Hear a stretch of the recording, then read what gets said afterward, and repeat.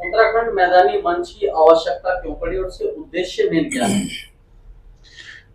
उत्तराखंड मैदानी मंच की इसलिए आवश्यकता पड़ी है कि जो प्रदेश का माहौल चल रहा है वो बगैर किसी मंच के नहीं हो सकता था, क्योंकि व्यक्ति विशेष कुछ नहीं कर पाएगा, और व्यक्ति विशेष अगर कुछ नहीं कर पाएगा तो मजबूरी हो जाएगी कि एक संगठन को बनाना पड़ेगा। एक संगठन बनाया गया है उत्तराखंड में भेदभाव खत्म करने के लिए। इसका उद्देश्य है कि उत्तराखंड में जिस तरह हम लोग पहले रह रहे थे, भविष्य में भी इसी तरीके से रहें।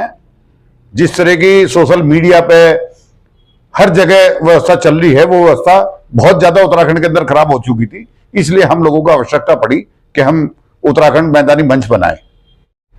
अभी हाल ही में देखा गया है कि आपने एक ज्ञापन दिया था जिसमें एक महिला द्वारा सोशल मीडिया पे कुछ अभद्र टिप्पणी की गई थी, मैदानी मूल को लेकर की गई थी। उस संबंध में आपने एक ज्ञापन दिया था, एक कार्रवाई की मांग भी की थी। आप उसके बारे में क्या कहना चाहेंगे? जो भी ये हो रहा है प्रदेश को खराब करने का माहौल, तो ये बहुत ही निंदनीय है और हम लोग इसका विरोध कर रहे हैं, क्योंकि इस समाज में हम उत्तराखंड प्रदेश में रह रहे हैं और यहाँ उत्तराखंड प्रदेश में रह रहे हैं और ऊपर से हमें एक नारा लगातार सुनने को मिल रहा है, बोल पहाड़ी हल्ला बोल। ये क्या बात है भाई, बोल पहाड़ी हल्ला बोल। हम भी इस क्षेत्र में रहते हैं, हमें भी काउंट किया जाए, हमें प्लेन और मैदानी के नाम से ना पुकारा जाए। उन्होंने दो फाड़ करने का इसमें काम किया है और हमें क्यों आवश्यकता पड़ी मैदानी मंच बनाने की? हमें कोई क्यों पड़ी? क्योंकि उन्होंने हमें अलग कर दिया गया है, जिसमें कि हम उन्हीं के साथ वाले हैं, हम उन्हीं के भाई बहन हैं, और लेकिन उन्होंने हमें बिल्कुल अलग समझ लिया है। तो हम विरोध किसी का नहीं कर रहे हैं। हम जो कंट्रोवर्सी हो रही है आपस में, पहाड़ मैदानी, मैदानी पहाड़, ये जो हो रहा है ये बहुत गलत है। मैदानी एक अपने आप में ही कंट्रोवर्सी है कि भाई हमें बोला जा रहा है ये मैदानी, और जिसमें कि हमारे साथ देख रहे हैं आप पहाड़ी बहन भी बैठी है, कोई हमारे अंदर ऐसी भेद भावना नहीं है। हम इसका जो विरोध करते हैं, बोल पहाड़ी हल्ला बोल। अब ऋषिकेश में हुआ, शांतिपूर्ण बैठक चली थी, उसमें भी यही नारे लगाए गए। इसका मतलब क्या है? क्या विरोध है? क्या इस पीड़ा से हर व्यक्ति दुखी है? ये पीड़ा हर व्यक्ति के दिल में है कि इसे प्लेन का आदमी भी, मैदानी भी और आपका पहाड़ का भी, क्योंकि अधिकतर पहाड़ी मूल के व्यक्ति नीचे मैदानी में आकर सर्विस कर रहा है, तो उन्हें भी ये डर है कि भाई उसके अंदर भेदभाव होगा। ऐसा नहीं है, पीड़ित तो व्यापारी वर्ग ही है, व्यापारी वर्ग भी है। मतलब ऐसा कोई समाज का व्यक्ति नहीं है जो इस पीड़ा से नहीं गुजर रहा है इस समय। जिस तरीके से आपने कहा है कि पहाड़ी हल्ला बोली वाली मुद्दा चलता है, हाँ। अगर आप इस मुद्दे को लेकर चलते हैं या कोई जुलूस निकालते हैं, कोई प्रदर्शन करते हैं, उनको परमिशन हो जाती है, आपको नहीं हो पाती, इसमें आपका क्या कहना? ये तो क्षेत्रवाद है और ये चल भी रहा है और हमें कहीं ना कहीं दबाव भी पड़ रहा है, और हम तो अपनी बात रख रहे हैं, अपनी चीजें रख रहे हैं। हमें अलग ना समझा जाए, हम इस बात को उठा रहे हैं, हम उनके विरोध में नहीं है, लेकिन फिर भी हमारी आवाज को दबाया जा रहा है। रात को 1 बजे मुझे फोन किया जाता है, बताइए आप। किसके द्वारा आपको कॉल किया गया? है पहाड़ के ही हैं, जिनको कभी अपना भाई समझा था, जो हमारे साथ रहते थे, कि भाई तुम इस तरह कर रहे हो, ये गलत कर रहे हो। ये हमने तो कुछ गलत नहीं किया, हम तो कहते हैं, हम लोगों ने तो मिलकर ये जो इतना गंभीर विषय है, इस बात से तो जो जनप्रतिनिधि मैदान मूल में, पहाड़ी मूल के व्यक्ति जनप्रतिनिधि बन के आए, उनके मन में कितना दुख है कि मेरा वोटर कट रहा है। आप ये देखिए ना, कितने लोग दुखी हैं इससे। वोटर कट रहा है। मैम यहीं पर रोक रहा हूँ मैं। सर आपसे क्वेश्चन है, ये अभी 2 साल रह चुके हैं विधानसभा को, इलेक्शन को, क्या ये राजनीतिक मामला है?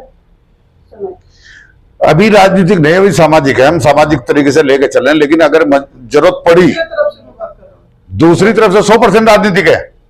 और कोई ये कहे कि भाई इसे विपक्ष करा रहा है, मैं उस बात का भी खंडन करता हूं। यहाँ पे 3 पार्टी पहाड़ के नाम से हैं, भाजपा, कांग्रेस और यूकेडी, तीनों मिलजुल कर मैदानियों के खिलाफ एक साजिश के तहत काम कर रही हैं। तीनों पार्टियां, बीजेपी का भी नाम ले रहे हैं, बीजेपी भी, कांग्रेस भी, यूकेडी भी।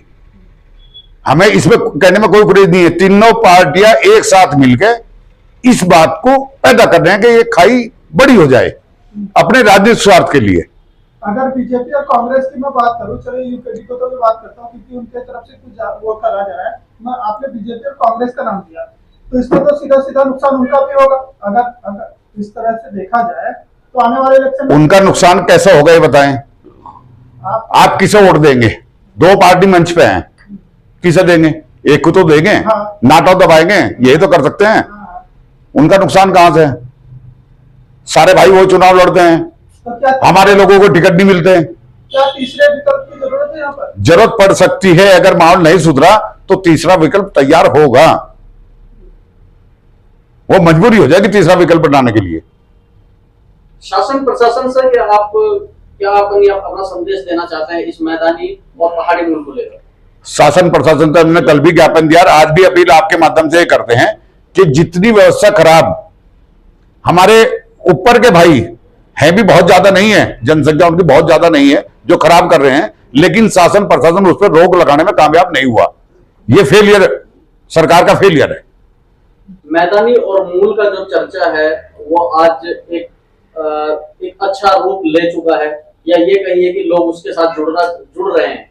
तो इस स्थिति को आप क्या देखते हैं? क्या लोगों के मन में ये है कि हाँ, ये जो प्रदेश में चल रही स्थिति ये वाकई एक गलत धारणा चल रही है? सभी को मालूम है, ये कुछ ही चंद दिनों से, और नाम लेने में भी मुझे कोई गुरेज नहीं है, यूकेडी के थोड़े से लोग हैं। हम सब लोग यहाँ वर्षों से बड़े सौहार्दपूर्ण वातावरण में रह रहे हैं। हम लोगों के साथ साथ बिजनेस भी हैं, मैदान वालों के भी, पहाड़ वालों के भी। लेकिन यूकेडी जो है अपने राजनीतिक स्वार्थ के लिए जैसे जैसे चुनाव नजदीक आ रहा है इसको हवा देगी। हमारा कहना यह है, दूसरा के मैदान के लोगों की जनसंख्या भी यहाँ 50% के करीब है। हम मैदान का कौन है भाई? देहरादून, हरिद्वार, उत्तम सिंह नगर। तो अब ये उत्तराखंड का पार्ट है। श्रद्धेय अटल बिहारी वाजपेयी जी ने 2000 में उत्तराखंड राज्य का निर्माण किया था। जो यहाँ के रहने वाले लोग थे वो उत्तराखंडी हैं। मेरे हिसाब से तो सब उत्तराखंडी है। हाँ, वो अलग बात है कि उन्होंने कुछ उसके नॉर्म्स बना दिए। भाई राज्य का निर्माण होने से पहले, कितने वर्ष पहले वाले को हम यहाँ का निवासी मान रहे हैं, लेकिन जो उस नॉर्म्स को पूरा कर रहे हैं, हमारे पास भी अस्थायी निवास है, तो हमें तो कम से कम उत्तराखंड का मान। सर, यहाँ पर दो चीजें हैं, एक उत्तराखंडी और एक पहाड़ और मैदानी।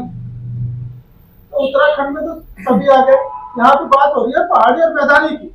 हाँ, तो हम मैदान में रह रहे तो हम कहाँ जाइए? तो पहले से हम तो आज भी वही हैं और पहले भी वही हैं। ये जो मैदानी क्षेत्र है, ये है तो उत्तराखंड में ही। तो क्या कहेंगे आप बताइए? ये सरकार क्या कहेगी आप बताओ? दूसरा, हमारी जनसंख्या के हिसाब से यहाँ के लोगों को प्रतिनिधित्व नहीं मिल रहा, चाहे सरकार कांग्रेस हो चाहे सरकार भाजपा हो। अगर जनसंख्या हमारी 50% है मैदानी मूल की, उत्तराखंड में देहरादून, हरिद्वार, उत्तम सिंह नगर, तो यहाँ भी तो इनकी जनसंख्या के हिसाब से इनको भी प्रतिनिधित्व मिलना चाहिए। या हमारे लोग सदन में होंगे तभी तो हमारे हक की बात करेंगे। ये भेदभाव अपने आप ही नहीं होने का। अगर वहां भी बैलेंस बन जाएगा विधानसभा में तो समस्या स्वतः खत्म हो जाएगी। आप बोल रहे हैं कि जितनी हमारी भागीदारी है उतनी हमें प्रतिनिधित्व नहीं मिल रहा है। तो सर ये बताइए ना, आज से पहले क्या आपने कभी इस चीज की मांग रखी? नहीं, बिल्कुल नहीं किया। हम लोग भाजपा को वोट देते आ रहे हैं, कुछ लोग कांग्रेस को वोट देते आ रहे हैं। मैं गलती उनकी तो नहीं है ना? नहीं, उनकी नहीं है। हाँ। लेकिन जो सत्ता के सर्वोच्च उस पर बैठे हैं, देखिए हमारे यहाँ 10 लोग बैठे हैं, तो हमारी भी जिम्मेदारी बनती है। हम यहाँ बैठे हैं तो हम आपको भी कुर्सी दे रहे हैं, उनको भी सोचना चाहिए। खाली वोट देने के लिए थोड़ा ही है मैदान का आदमी भाई। तो अभी कितने प्रतिनिधित्व की बात करेंगे आप? अगर अभी इलेक्शन होता है, आने वाले समय में होने वाला है, जनसंख्या के हिसाब से मिलना चाहिए। हम 40% है, 50% है, 60% है। दूसरी बात, भेदभाव का विषय यह है, अब प्रतीत होता है ये मामला जो माहौल खराब कर रहे हैं चंद लोग, जो आदमी को तब पीड़ा होती है। हम लोग तो सब इतने 25 साल से जुड़े हुए हैं, सभी को पता है, किसी ने आज तक इस विषय में कुछ बोल रही थी। लेकिन एक बात बताइए, हम वोट भी दे रहे हैं, सब वोट भी दे रहे हैं, हमारी वोट से लोकतंत्र में सत्ता किससे बनती है? वोट से। तो हम तो खाली वोट ही देने के लिए हैं, ऊपर से गाली भी खाएंगे तो दोनों काम नहीं चलने के ना। सम्मान तो हर कोई चाहता है। दूसरा यह है कि इसमें कुछ हिस्सा और मिला दिया जाए, सहारनपुर का रामपुर किराया जहाँ ये अपना शहीद स्मारक बना हुआ और बिजनौर का कुछ पार्ट मिला के इसको बैलेंस होना चाहिए। पहाड़ी और मैदानी और तीसरी चीज उत्तराखंडी, तीनों में जो एक रेस चल रही है पहाड़ी और मैदानी की आपस में, जिस तरह बनाया गया, पहले से गढ़वालवाद बनाया गया था, अब पहाड़ी और मैदानी का बनाया गया है, इसको आप किस तरह से देखते हैं आने वाले समय के लिए? देखिए, सबसे पहले तो हमें चीज़ समझनी पड़ेगी कि हम उत्तर प्रदेश में रहते थे और उत्तराखंड भी उत्तर प्रदेश का एक हिस्सा हुआ करता था। 2000 से पहले जितने भी लोग, चाहे वो पहाड़ में रह रहे हैं चाहे वो मैदान में रह रहे हैं, उन्हें उत्तर प्रदेश का निवासी माना जाता था और उत्तर प्रदेश का मूल निवासी माना जाता था। 2000 में अटल बिहारी वाजपेयी जी द्वारा उत्तराखंड को अलग राज्य का दर्जा दिया गया और एक गुलदस्ते के तौर पे, खूबसूरत गुलदस्ते के तौर पे पहाड़ और मैदान का जो क्षेत्र है उसको मिलाकर उत्तराखंड राज्य बनाया। लेकिन आज माहौल इस प्रकार से है कि कुछ चुनिंदा लोगों द्वारा जिस प्रकार से उत्तराखंड का जो माहौल है उसको खराब किया जा रहा है, ये निंदनीय है। और मैं तो सरकार से डिमांड करना चाहूँगा कि अगर मैदानी लोगों के, जो हमारे मैदानी मूल के लोग हैं, हमारे पहाड़ी समाज के जो हमारे भाई हैं, इन्हें इतनी दिक्कत है तो हमारे 3 जो जिले पड़ते हैं, चाहे देहरादून हो, चाहे हरिद्वार हो, दक्षिण हो, हमें राष्ट्रपति शासन के हवाले कर दिया जाए। और अगर तब भी दिक्कत आती है तो हमें यूपी में दोबारा सम्मिलित कर दिया जाए हमारे इन 3 जिलों को। हमें कोई आपत्ति नहीं है, क्योंकि मैं देहरादून में पैदा हुआ, 85 की मेरी पैदाइश है, यूपी में मैं पैदा हुआ, यूपी से ही मेरे जो, मैं अपनी 10th की मार्क्स की बात करूंगा तो उत्तर प्रदेश से मेरे को क्या बोलते हैं शिक्षा मिली है। आज हम जब 2000 में अटल बिहारी वाजपेयी जी ने उत्तराखंड की जो अलग राज्य की घोषणा कर दी, तो उसके बाद जितने भी मैदानी लोग हैं जो यहाँ पर रह रहे हैं, हम सब उत्तराखंडी हैं। हम कोई पहाड़ मैदान, अगर पहाड़ मैदान की बात होगी तो भैया हमारे 3 जिलों को जो है राष्ट्रपति शासन लगा दिया जाए और या फिर हमें यूपी में दोबारा सम्मिलित कर दिया जाए। पहाड़ी और मैदान की अगर बात करें तो एक काफी संख्या में जो पहाड़ के लोग हैं वो मैदानों में कार्य कर रहे हैं, उसको आप किस तरह से देखते हैं, क्या चाहते हैं? देखिए, जो भी चुनिंदा लोग हैं, जितने भी हमारे पहाड़ समाज के भाई जो है अलग स्टेटों में काम कर रहे हैं, मैदानी क्षेत्रों में काम कर रहे हैं, निश्चित तौर पर ये 50 लाख उत्तराखंडी जो बाहर के स्टेटों में, चाहे वो यूपी हो, चाहे वो राजस्थान हो, चाहे वो महाराष्ट्र हो, हर जगह काम कर रहे हैं। हमारे जो पहाड़ का आदमी है, मैं मर्चेंट नेवी में रहा हूँ, इनफैक्ट विदेशों में भी हमें हमारे पहाड़ के लोग जो है मिल जाते हैं। उन लोगों की नौकरी पे खतरा मंडराने का काम ये कुछ चुनिंदा लोग कर रहे हैं और शासन प्रशासन को ऐसे लोगों की लिस्ट बनानी चाहिए और निश्चित तौर पर इन पे मुकदमे करके इन्हें घर बिठाना चाहिए, जेल में डालना चाहिए, जिससे कि जो हमारे उत्तराखंड के लोग बाहर काम कर रहे हैं उनके रोजगार पे कोई दिक्कत ना आ सके। तो क्या आपको लगता है कि अगर इस तरह की जो चीजें हैं यहाँ पे पहाड़ी और मैदान की जो यहाँ चल रही हैं, तो उनकी नौकरी पे खतरा आ सकता है, या उधर के जो मैदानी लोग हैं वो उनके साथ कुछ इस तरह की प्रतिक्रिया दे सकते हैं? देखिए, आप ना सोशल मीडिया पे तहरे बयानों को देखिए। एक यूकेडी नेता द्वारा कहा जाता है कि अग्रवाल समाज के जितने भी हमारे बनिया समाज की दुकानें, इनका बहिष्कार करो, इनसे कोई सामान ना लिया जाए। तो आप जितने भी रेस्टोरेंट, जितनी भी फैक्ट्रियां यहाँ पर, चाहे हमारे उत्तराखंड के अंदर हो, देहरादून के मैदानी जिले में हो, चाहे वो दिल्ली में हो, चाहे कहीं भी हो, चाहे जितने भी होटल हो, कहीं ना कहीं भी व्यापारी लोगों द्वारा चलाई जा रही है। निश्चित तौर पर हम कहते हैं हमारा जो पहाड़ का भाई है, हमारा जो उत्तराखंडी भाई है, वो अच्छा है, हम सभी लोग उनको जो है नौकरी देते हैं और विदेशों में भी क्या बोलते हैं उनको नौकरी मिलती है। तो निश्चित तौर पर जब क्षेत्रवाद की एक भावना कुछ चुनिंदा लोगों द्वारा की जाएगी तो हमारे उत्तराखंड के पहाड़ी भाइयों का नुकसान करने का काम ये कुछ चुनिंदा लोग कर रहे हैं। और ये तो एक बात है, चिंगारी है, अगर ये चिंगारी को ही नहीं दबाया गया, अगर ये इस चिंगारी को हवा दिया गया, अगर ये आग बनी, तो निश्चित तौर पर जो उत्तराखंडी भाई बाहर काम कर रहे हैं, 50 लाख लोगों के जो रोजगार है उसे छीनने का काम ये लोग करने का काम करेंगे।